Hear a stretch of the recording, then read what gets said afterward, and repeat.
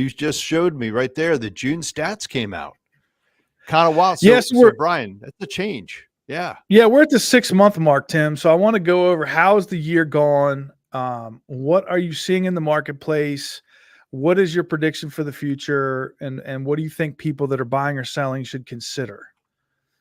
Well, a And couple of things why I think are you important. do that real quick, I'm going to just try one more time to go live on Instagram. There we go. All right. I'll switch back here. All right, go ahead. Excellent, man. Okay, so this is just to tell everybody. So this is the Tim. year I over was going to year. say That's this okay. is a.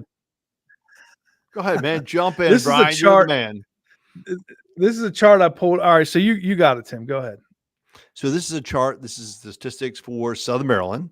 So it's only for our area, and it's June of 24 over June of 23. Kind of gives us a breakdown and some direction of where the market is going. I know we're going to flip in a minute to a 2-year picture because I think it gives us a little bit of a different, guidance as far as what we normally see in a historical performance. But we recognize that June to June is going to be a similar performance like July to July because it's just kind of like I call it the life cycle of real estate in general, right? But this is critical, Brian, and you nailed it right here. We're starting to see a little bit of a slowdown in volume, right?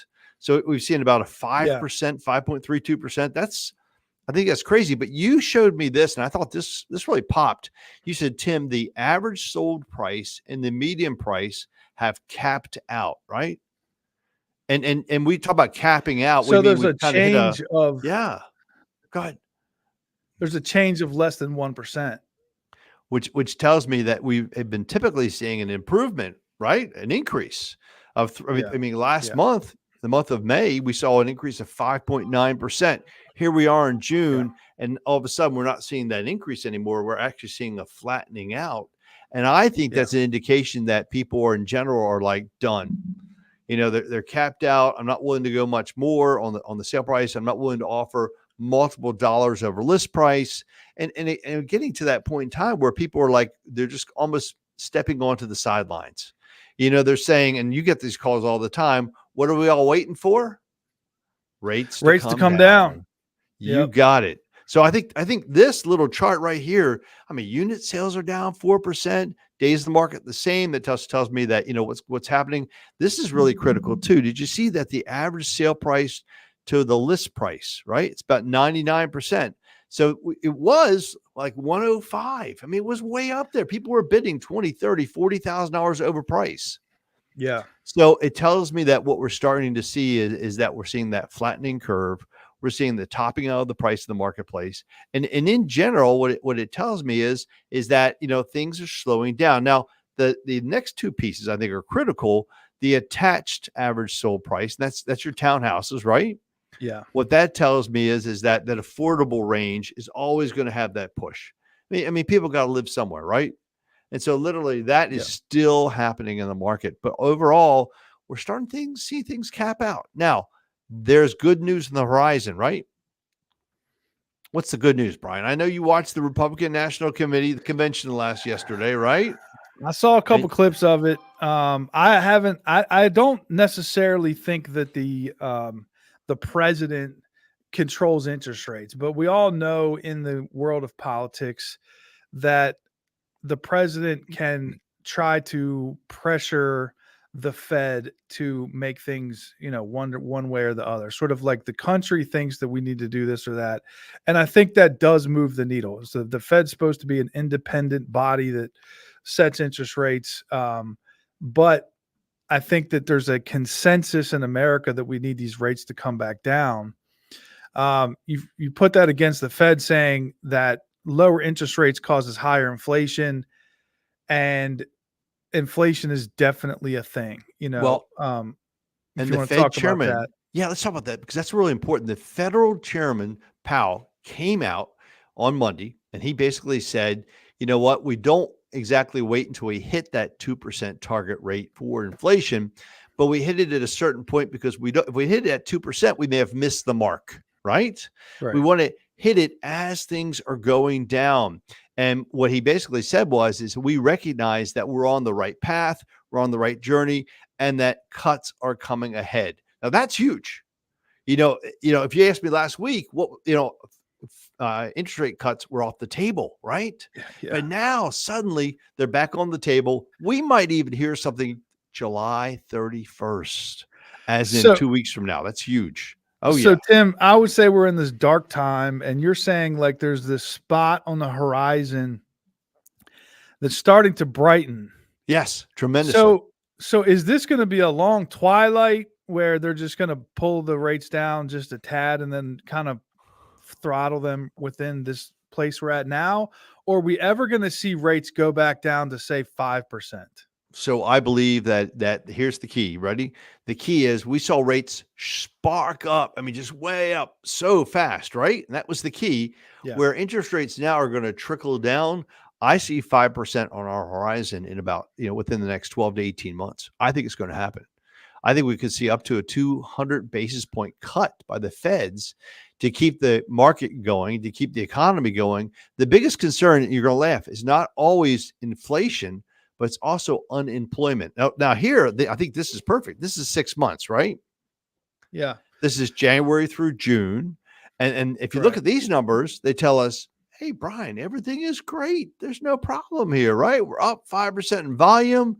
Well, that's key. I think we were up in the spring. We saw a nice spike in the spring and actually started to filter down, right, into May when interest rates started to go back up again. People are very, very sensitive to interest rates.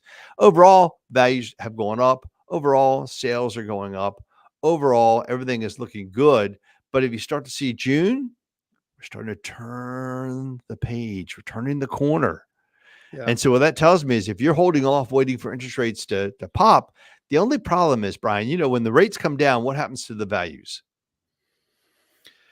It's hard to say because you always hear people saying different things, but I would think that there is a pent-up demand for houses. I talk to people all the time who tell me I'm not selling my house because when I try to buy another one, the step from where prices are today with the interest rate, not just the prices, but just the payment is so much higher when I go from a 3.5 to a 7% interest rate that even if I get a smaller house, my payment stays the same. So why would I do that? So to answer the question, it's real simple as this. I see people in 3 categories. Ready? Category number 1 is the folks that don't have a lot of debt, that are comfortable in their house. Yeah, they could move up if they wanted to, or they could downsize, but they're not in any kind of a hurry, right? I see my second group that are saying, you know what? I have to sell. Why do they have to sell? Because they've drained all their savings, because their debt has gone through the roof, and they recognize they've got this huge pot of gold called equity sitting in their home. And when they work with a real estate professional, they're able to go in, sell the house, get that pot of gold, pay off the debt, which is huge, right? Be debt free, get out of a situation, and then position themselves better so that when the rates come down, they'll be able to refinance in a year and a half, right? Yep. That's group number 2. Yep. And the third group, go ahead. As I was going to say, I would if I could. Exactly right. And those are the folks buying affordable homes, and there just aren't that many out there, and they're waiting for the market. Now, when interest rates do come down and people can afford more, what's going to happen? There's going to be a lot of price pressure on that affordable sector. And we talked about your son-in-law bought a house just a while back, and that house has already gone up in value. That's what I'm talking about. It's going to continue to happen. So rates come down, everything's getting very excited. We're back on track, and that's the key right there. Do you think that we will be actually back on track? Because I think that the other issue that we're not discussing is the number of human beings that want to buy a home in America versus the number of affordable houses that are available to purchase. And I think that pricing is a reflection of supply and demand. And when there's higher demand and still the same amount of supply, it will cause prices to continue to go up. I think most people feel it. It's at the end of the day, something's only worth what somebody else is willing to pay for it. But I think people feel like houses are expensive. And if we end up lowering rates and put more pressure on the market, more people can then afford it. maybe they'll feel like, I can afford it, so therefore it's not as expensive. But I think people just see the price tag on houses and think they're high. But that is also a reflection of inflation, because the cost of materials, the cost of labor, the cost of everything has gone up so fast, so shortly. It's kind of like this idea of, we all expect everything to cost a little bit more over time, but when it costs a lot more over a short amount of time, there's this like jolting of our consciousness. And I think the reverse was true. When we were buying waterfront houses for $3,000 a month for, $500,000, I think people felt like, wow, I'm getting a deal. And now that house is close to $1 million and the payment's $7,000 a month. You feel like that house is expensive. So I don't know where the middle is. Obviously, it's always supply and demand, but I think that the lack of supply is still a factor. And you and I did a video last week where we discussed the proposals from the Biden administration about how to fix the housing market. Nothing that we saw looked like it was going to have a significant impact. Have you heard anything about what Donald Trump, assuming he might be our next president, and if he is, what his proposals might be?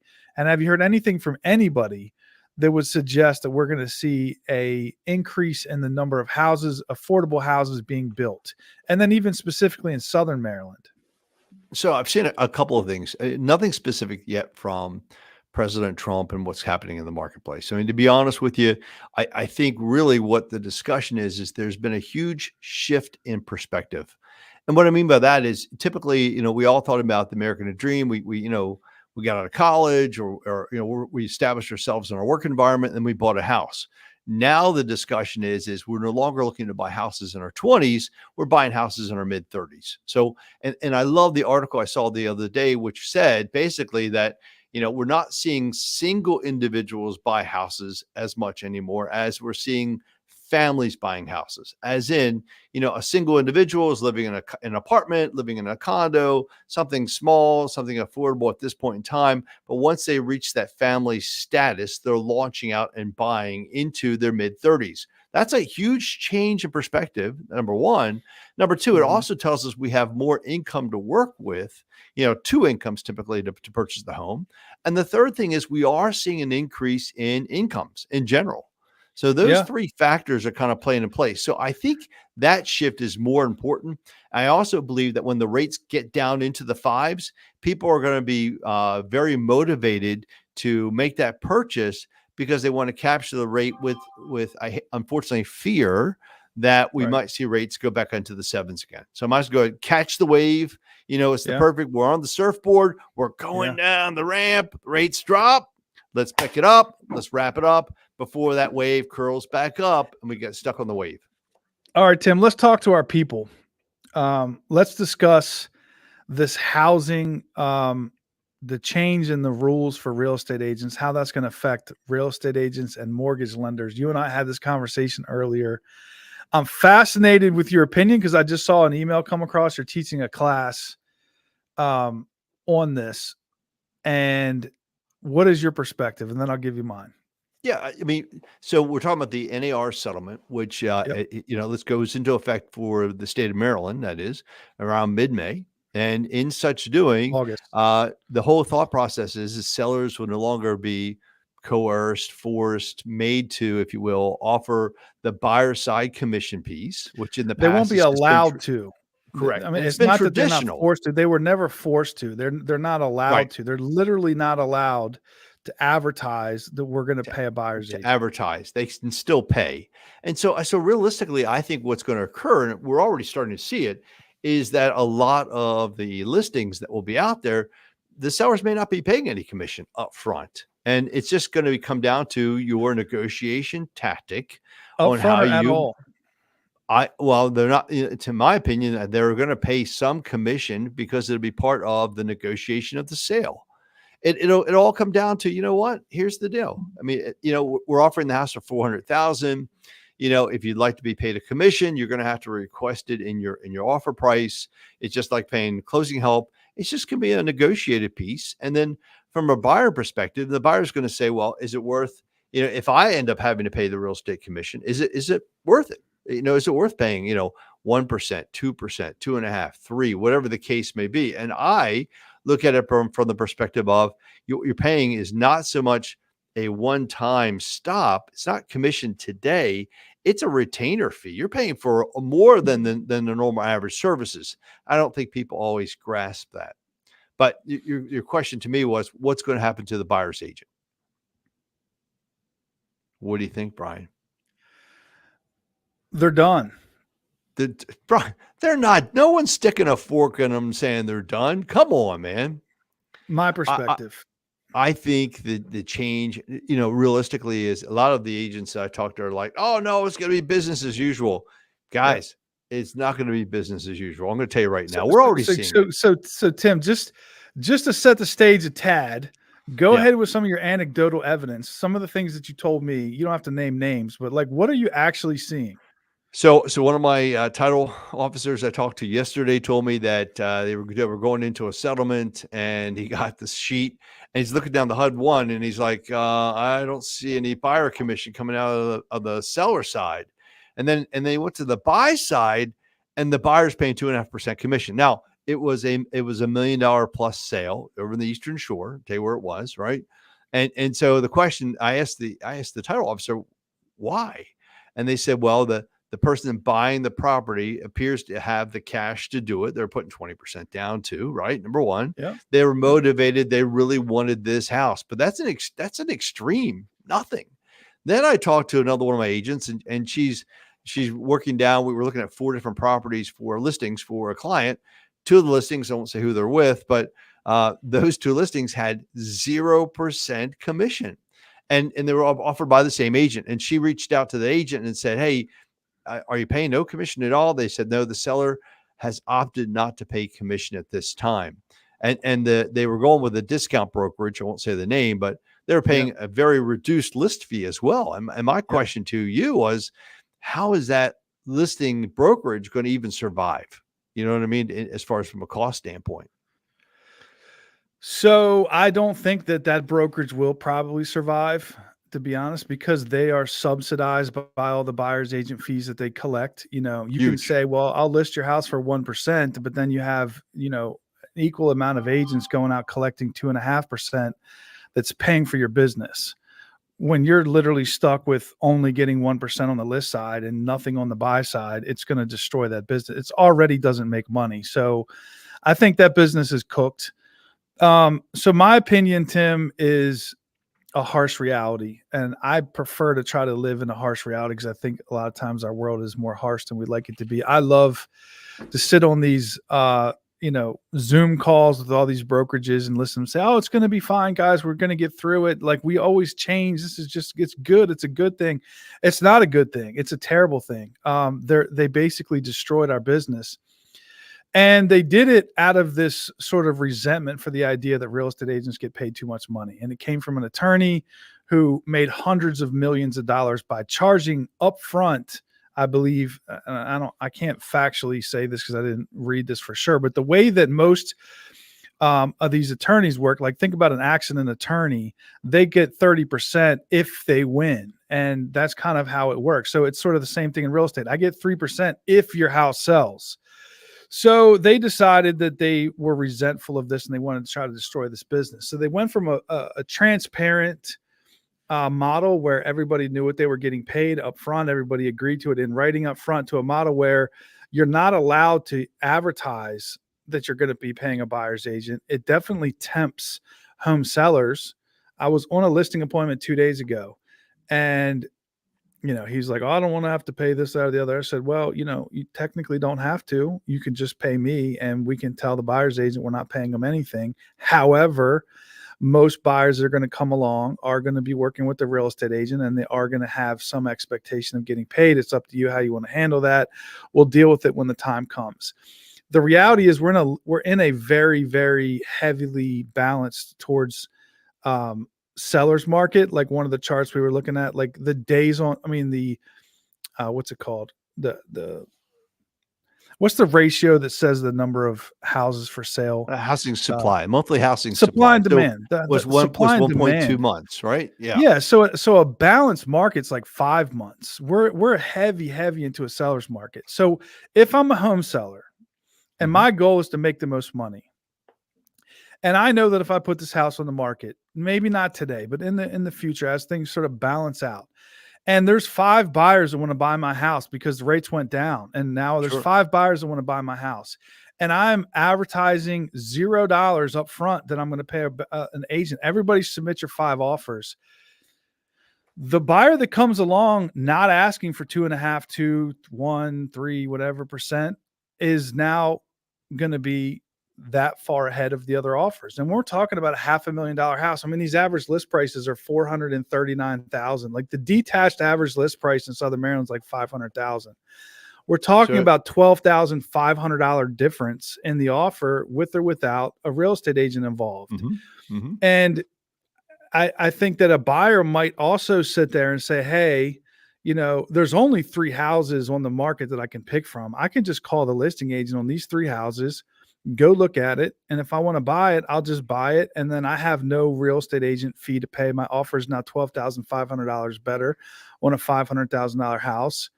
I think that's a better move for me and my family. And, or I don't have $12,500. So this is my only option. Mm-hmm. It really just destroys this model. So what we're faced with as a buyer's agent is I have no idea what these people are paying. So if I have a buyer who's agreed to pay me or agreed that they're going to work with me under the pretense that I get paid by the seller. So as an example, I want you to be my real estate agent, but I don't have any money to pay you. So if you can get whatever your fee is, call it 2, 2.5, 3% from the seller, then I'll work with you. Right. Find me some houses. So I find him 5 houses to go look at over the next week. I now have to call all those listing agents. Are you paying? And I have to go back to my buyer and say, listen, these 3 houses are not paying anything. And these 2 houses are. Mm-hmm. So which ones do you want to go see? It's going to just screw up everything. And I think that at the end of the day, buyers would prefer to have representation, but they also see that this is an enormous amount of money and they're going to be in a struggling situation with multiple offers. So my overall feeling is that buyer's agency will be picked up by some brokerages that are doing it for a nominal amount of money. Like they have these people that just, it's like a Uber. They drive them all around like a Redfin has a model like this. They have some agents, they just pay a fee to drive people around. Then they have another agent that negotiates offers and handles the contract. I think that's probably going to get picked up. I think the average agent who's just going to work with buyers and expect to get paid 2.5% is probably very, very, short-lived. It's not going to last very long. Now, if we go back to a buyer's market, I think that would all change. But I think at that time is so far away from now that the buyer's agency will be destroyed. So I think most real estate agents who are trying to make a living doing this, relying on buyers, are going to be having to get another job. It's the sad truth, but I think that's absolutely what's going to happen. You're on the glasses half full side, I can tell. On the low end, right? I'm on the let's be honest, guys. Like, come on, look at Blockbuster, look at the way Netflix handled, look at all the taxi cab companies, look at travel agencies. Like these businesses were destroyed overnight by a simple change in the marketplace. An app got invented that allowed for people to just hire random people to drive them around. Taxi cabs went out of business overnight. It's going to be similar to that, in my opinion. I'm going to counter a little bit with that. And I'm going to state that you're right in some aspects. I think it will go more to a flat fee. That's number one. I think that's going to be, if you want to be able to write, let's say agent's going to say, I can't represent you, but I can write the contract. There's a $12.95 fee. I'm more than happy to write it for you based on what your offer is. I think we're going to see that. There's no question about it. I think we're going to see some agents that are going to be able to demonstrate their value and still will be able to collect, 2, 2.5, 3% commission, provided they can show their value. Here's my retainer. You're not getting just this, but you're getting me for the next 30 years. I truly am going to be a real estate agent for life. I mean, I think we're going to see that, Brian. I really do. For the guy buying the $1 million house who has the money, sure, that's probably makes perfect sense. Well, I mean, if I'm buying a house, I want to have an agent. Right. You hit the number 3. This is real simple. You ready? So what happened to tax preparers? Well, we came out with TurboTax, right? And so we lost a little bit of the segment. It is what it is, right? You should point out what happened to the travel agency. You used to book your tickets through travel agents. Now, we go to Airbnb, we go to Southwest, we book our flights there. I can book my hotel there, multiple features until you want to take it to that next level. So I agree. I think there's going to be a change in the way that we do business. I think that unfortunately, there's going to be more of a flat fee structure for the buy side. I think any kind of commission is going to be negotiated within the contract on that side. I think the sellers are going to tell the agents, hey, look, if the buyer's agent wants to pay commission, then I'm going to have to raise it and incorporate it into the price. I think we're definitely going to see a shift in the perspective. There's no question about it. But Brian, we always survive. People are going to buy houses. People are going to sell houses, and they're still going to need a third-party intermediary to handle the transaction. Voila, you still need to have real estate professionals. The listing agent can handle the transaction. I mean, I've done it plenty of times. Like, tell the buyer up front, here's the process, here's what you can ask for, tell me what you want to put here, tell me what you want to put there. In the state of Maryland, you can't represent a buyer and a seller. So if you're a listing agent, you can only represent the seller. But it doesn't mean a buyer can't buy a house without a buyer's agent. It just means that you can't help them negotiate with the seller. So if you know what you want to offer, you know which inspections you want, you know what closing costs you might want paid for, you know when you want to go to settlement, all you have to do is communicate that to the listing agent. They put it in the contract, they submit it to the seller, and they make a decision, and then you move through the process. So I think that's what it's ultimately going to end up as. Back in the 80s, it was all listing agents. There were buyer's agents, but technically they were still working for the seller. So if we go back to a different type of market, it'll change. It was very bad timing when they did all this. Like, it's in the middle of a seller's market. So I think it's going to be bad. So let's shift gears one more time real quick, and let's just go over, what do you suggest? What is your advice for buyers and sellers moving forward for the rest of this year?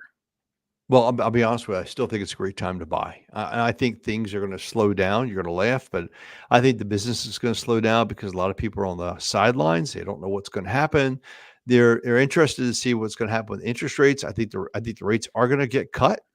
And I think people are going to start looking at that, starting to create a lot more discussion pieces is going to go on. People start really getting serious about it.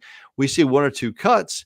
People are going to realize, you know what, I better buy now before rates do get significantly cut more. We're on a path. Rates get cut higher. Then you know what, sale prices go up because the demand goes up. So personally, on the one side of the coin, I think people are going to be on the sidelines, just kind of watching and waiting.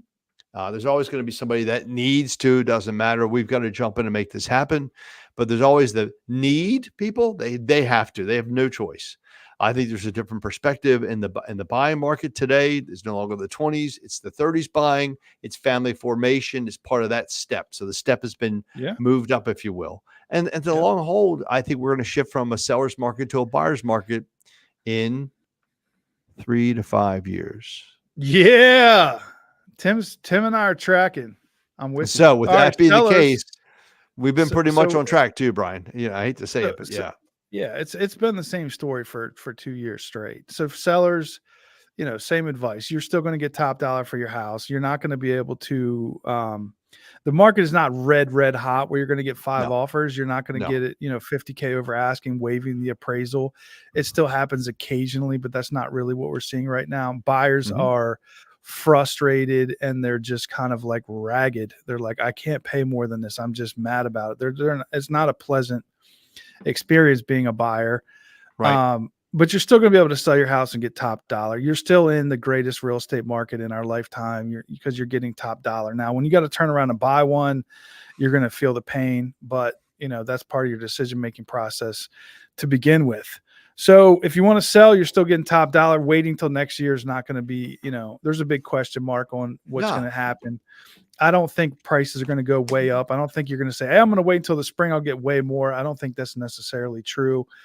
We don't see anything indicating that the house prices are going to shoot up. I think it's just going to be kind of a stagnant, frustrating market for a decent amount of time until rates kind of dip back below 6. And I think things will start to pick up again. So if you want to buy, you should buy. If you want to sell, you should sell. Any other advice, Tim? Yeah, I think you demonstrated the reason why you need a buyer's agent just like 10 minutes ago. You said what's going to happen is these people are going to want to make an offer, but they don't know what to offer. They don't know how to get the maximum closing help. They don't know what kind of financing they're going to need. They don't know what kind I'm of not offer saying to you're going make. to end up better. I'm not saying you're going to end up better. I think if you hire me, you're going to end up better for sure. But I think you will too. And that's it right there. You just nailed it. It's a I don't costly know. mistake if you don't use a professional. But I think that's hard to make that argument. It just is, especially the idea of it. And you and I have done so many deals together where people go to settlement with $1,500 in their checking account when it's all said and done. And if the large majority of sellers are just unwilling to pay this fee, it's going to be just an obvious choice just to not work with the real estate agent. It's just going to have, it's going to be not even just an obvious choice. It's going to be the only choice they have. So, I'm sad about it, but I'm also looking at this like I'm a listing agent anyway. I do work with buyers, obviously, but I feel sorry for buyers. I feel sorry for buyers agents and for lenders too, because people like yourself, Tim, are relying on buyers agents to provide you that business. And if they're no longer able to do that, those buyers, like one of the things that, if you're listening to this video and Tim and I, and you've ever worked with me as a buyer, there's like a 95% chance Tim was your lender. And you also know that where you started before Tim was your lender, you were getting a worse deal. So if buyers are now forced to find their own lenders, that's going to also kind of stagnate their ability to do different things. And I think it's a tough situation. I do want to touch on one thing real quick before we wrap, Tim, and that is this cash for keys thing. I just hung up with the lady. She was like, I had my house under contract twice and I couldn't find a house to move into. I found one and the guy was unreasonable. So I took my house off the market. Cash for keys is a solution to the problem of you can't really find a house and you don't want to go contingent because the market's terrible. Like you put your house under contract. Now you got 2 weeks to find one and there's like barely anything on the market. The solution is cash to keys. Is that still what it's called? It is. We have actually two of them now. We have cash to keys and cash bridge. Cash to keys allows you to. So let me talk about cash bridge real quickly. Cash bridge says that when I sell my house, I'm going to have enough cash to buy my next house in cash. I don't need a mortgage, but I don't want to be contingent on a sale because I also don't want to be homeless. Cash feels bridge, like a bridge loan. It is. But what the way we bridge it is we will actually go out and buy the house for you for cash. And and when you sell your house, you're not getting a mortgage. You're done. Right. So that's the cash bridge. Cash to keys is more exciting, Tim. Let's talk about cash to keys. It allows you to basically go out, find a home, you pay a fee to do it. You go out, you buy the home in essence, then you have up to 6 months to sell your house. It's a win-win because it takes, in my opinion, it takes the issue with being contingent out of the equation. Which is a big issue, by the way. Yeah. I mean, come on now. It's a cash offer. So what's nice. All right, Brian. So if I came to you and said, Brian, you're selling your house for $500,000. Here's somebody who wants to do an FHA loan. Here's somebody who wants to do a VA loan. Here's somebody who wants to do a conventional loan. It's $500,000. And lo and behold, are you going to take those three or are you going to take the cash offer for $500,000? Yeah, for sure. But here's the biggest question I got was, how is that payment made during that interim period of I haven't sold my house yet? Now I own two houses. How is the payment structured? There's no payment made during that timeline. So that's kind of the weird part. You're like, what the heck is that, right? What you're paying in essence is you're basically renting the house and we don't collect the rent from you until you sell your home. So there's no mortgage payment during the process. So you only have one payment, which is on the existing house that you own. We settle on the house. Let's say you find one. We settle July 31st, and you sell your house in September. If you don't mind, Tim, let me just interrupt because I got lost here, and I know if I'm lost, somebody else is probably lost. When you say you don't make a payment, which house are you referring to? The house you're selling or the house you bought? The house you're buying. You don't make a payment on it at all. So you continue to make the payment on the house that you already own. Correct. The same payment doesn't go up. Doesn't go up. But what we're doing is the interest and the taxes and the insurance that you would have paid on the new house, we're just collecting it on a daily basis. And we're going to subtract that from the proceeds from the sale of your house when you sell your home. And Brian, it allows you to, move out of the house. Maybe you're a person that has a lot of stuff in your home, make improvements on the house you're getting ready to sell, or maybe you're trying to time the perfect market, to catch that perfect wave to get your maximum profit from the sale of the home. Tim, this is an incredible program. The biggest downside of it is it's a little hard to explain to people, and people don't believe that it could be true. It absolutely is true. Honestly, like if there was an easier way to explain it, I feel like 50% of people would be using this program right now.